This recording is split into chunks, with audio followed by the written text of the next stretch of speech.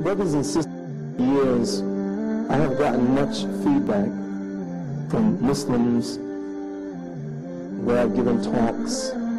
People have written me letters. And usually the things that people say to me, they affect me in one way or the other. I believe that all of the feedback that I've gotten over the years, the one that affected me the most was from a young Muslim girl, California. After I'd given a talk, she came up to me and said, Imam Siraj, you know what? I used to be the kind of Muslim that I grew up a Muslim all my life, and I thought that I would go to Jannah. I thought for sure I would go to paradise. And then she said she heard a lecture by one of the imams in America, and she said after she heard his lecture, she started crying and said, you know what? If I don't get my program together, I'm going straight to hell. How many of us think we got it together? How many of us take for granted that we will go to Jannah?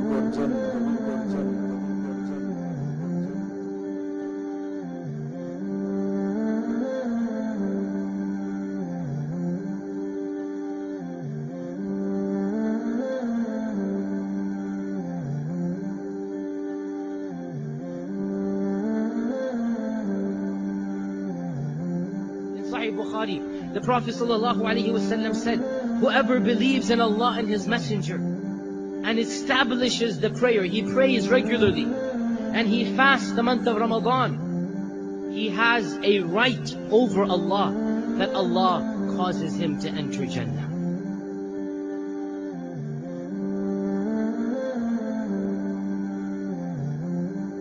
Even those of us who sit here think that we go to Jannah, what's the possibility that we go to Jannah with no punishment at all? If of this whole large ummah, 7,000 of them will go to Jannah with no accounting and no punishment, then what about the rest of us?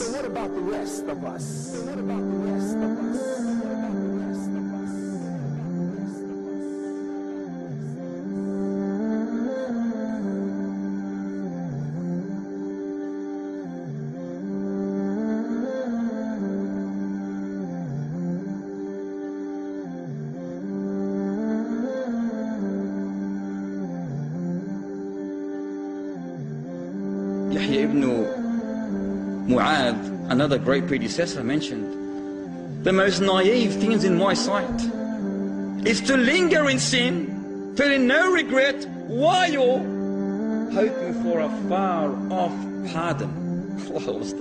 You know, people commit sin. They linger strongly, severely in sin, yet there's no remorse. They don't care. They think, all right, not a problem. It's become easy for them. It's light. It's a norm for them. Yet at the same time, they want Allah to forgive them. Allahu Ghafurun Rahim, they say. Allah is the all-forgiver. Don't be extreme, don't be hard, commit sin, Allah will forgive you. But they never remember, وَهُوَ شَدِيدُ الْعِقَابِ. The most naive things in my eyes is to hope to get close to Allah Ta'ala, as this great man mentioned, without doing any good deeds, awaiting for the harvest of paradise with the seeds of hellfire. Contrary, contradiction. It can never happen.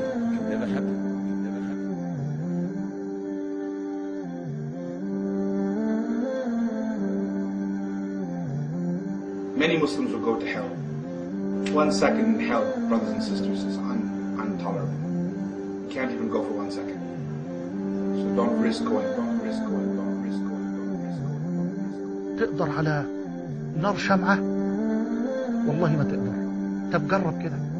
طب ولع شمعة وحط صبعك عليها كده لمدة نص دقيقة لمدة دقيقة. والله النبي عليه الصلاة والسلام يقول إن ناركم هذه التي توقدون جزء من 70 جزءا من نار جهنم. قالوا يا رسول الله والله إن كانت لكافية. قال ولكنها فضلت على نار الدنيا ب69 جزءا كلها مثل حرها.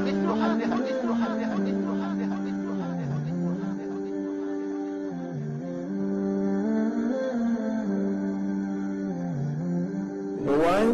Because nobody can earn Jannah by their works alone. As the Prophet ﷺ told his companions, and they said, even you, he said, even me, unless Allah envelops me with His rahmah, His mercy, envelops me with His rahmah, His mercy, envelops me with His rahmah, His mercy. And I remember reading that Imam Bukhari rahimahullah, he used to say, oh Allah, I know that I have done nothing in your cause. Oh Allah, this is Imam Bukhari rahimahullah, a person who was so righteous, who used to pray 2 rak'ah istikhara with every hadith he used to write down. And what a righteous Imam he was, how much hadith he had memorized, how righteous he was. He died as such a righteous Muslim, a scholar. How much of the ummah, billions of people all benefiting from the hadith that he had collected. This is the same Bukhari who used to make dua to Allah subhanahu wa ta'ala at night. He used to say, oh Allah, when he wrote this hadith down about Allah subhanahu wa ta'ala's mercy, when he would take out from Jahannam those people who had done no good. At that point, Imam Bukhari used to say, oh Allah, I know I have done nothing in your cause. Oh Allah, I know I've done nothing, Ya Allah. I'm thinking and I cannot think of anything that I've done which is significant, oh Allah, to deserve your mercy. Oh Allah, please, oh Allah, take me out of the fire. Oh Allah, please take me out of the fire. Oh Allah, please include me from those people that will be taken out of the fire in your mercy. Yani this is this righteous Imam making dua to Allah subhanahu wa ta'ala, knowing that Allah subhanahu wa ta'ala would be so strict in punishment and so severe in His accounting that subhanallah, perhaps he will not, even this Imam might not escape punishment. And look at the fear and the taqwa he had in his heart, and he used to make dua to Allah, oh Allah, I know I will not escape the Jahannam, and so please, with your mercy, from that group that you take out from Jahannam, please include me in that group, Ya Allah. At least please include me in that group. So are you of those people, my brothers and sisters in Islam, who you think that you have guaranteed yourself Jannah?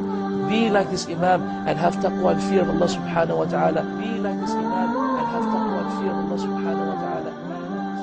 In my conclusion, be humble. Why?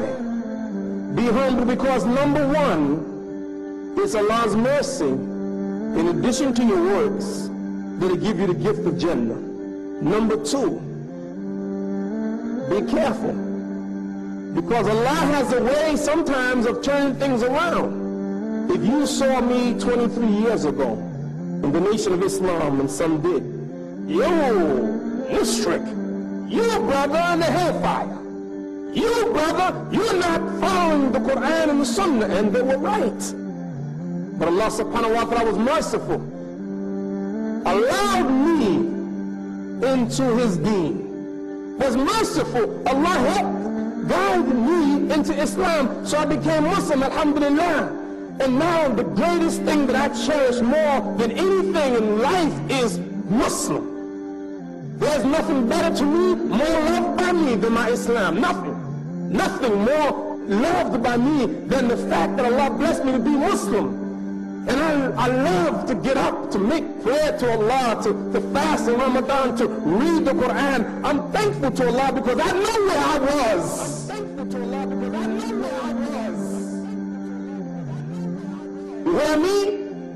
I know where I was. Some of you are blessed, never had poison your body with alcohol or some of the things that non-Muslims do. I was there.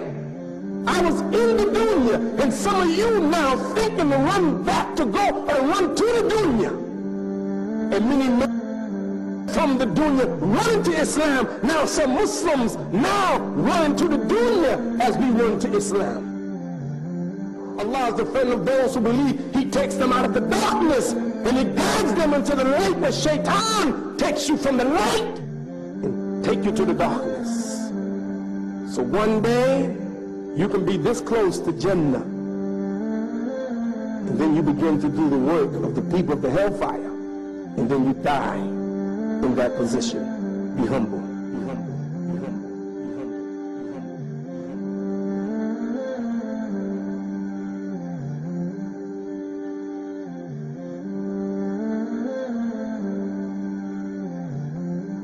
And finally, I say this to you.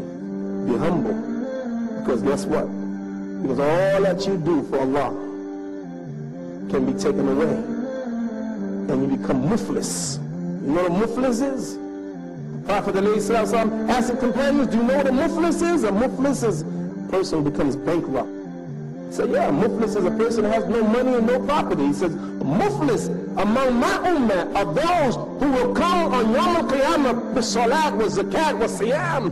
All of this you will come with on Yom al-Qiyamah. Look at all I prayed every day. Look at all this I did. All the tahajjud I did, all the zakat that I did, a mountain of zakat. But, shatama hadha, you curse this Muslim. You beat this one. You stole from this one. You murdered that one. And on the day of Yom Qiyamah, Allah will take your good deeds and give it to that person that you backbited. Come on, think with me. Think, man, tongue, think. You get up from Salat and you backbited some other Muslim. Don't you know you're going to have to pay him on Yom Qiyamah? Well, I got me a few dollars. You ain't paying no dollars on that day. Paying with your deeds. So you think because you have a different understanding, your understanding is better than his? You think you have a right to step on somebody because they don't understand how you understand? You mean to tell me because I don't go to your masjid, I'm not in your madhab? You think you have the right to talk about me, I have the right to talk against you? You think because I'm not the same color as you or I don't speak the same language as you, that I have the right to talk about you, you have the right to talk about me? You think because we don't have the same gender? I say, you know what? Be humble. Be humble. Some of you sitting here right now are the best of Muslims. Better than me. Wallahi. I think you sitting there, many of you are better than me. You have more taqwa than me. You have more knowledge of Quran than me, more Arabic than me, more history than me, more eloquent than me. I will lie. I mean, most of you. Better than me, much better than me. But even so, there's some of you just barely holding on to your deen. I know that. Some of you didn't even want to come tonight, but your mother and father made you come. Some of you are hanging on the threads to your Islam. Some of you have been selling drugs. Some of you take drugs. Some of you commit fornication. Some of you had an abortion last week. I know that. But even so, I still love all of you. Let me tell you why.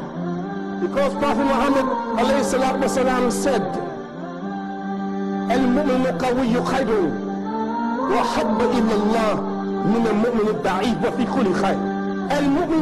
Al-mu'minu qawiyyu, a strong believer, khayrun wa habba ila Allah, habba ila Allah, more loved by Allah, more loved than a weak believer. But there's good in all of them. So I know some of you are weak, but you got a little piece of Iman.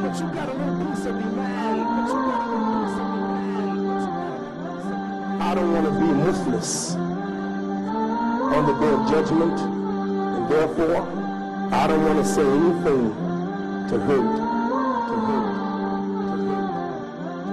I hope you will be taking this series of talks on the hereafter, not so that we can just energize ourselves with the knowledge of knowing about what's happening about the day of judgment, etc., etc. Rather, we will take this knowledge as a way of coming closer to Allah subhanahu wa ta'ala.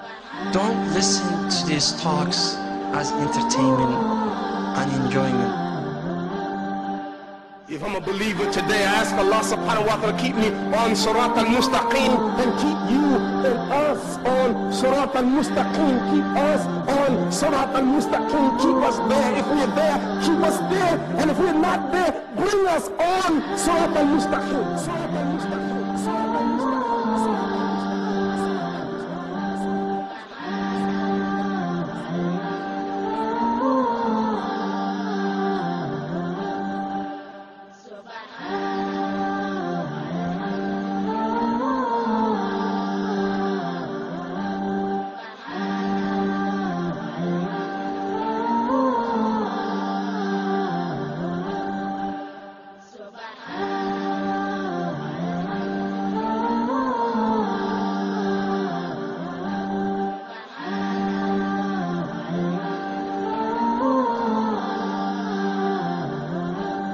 Subhanallah.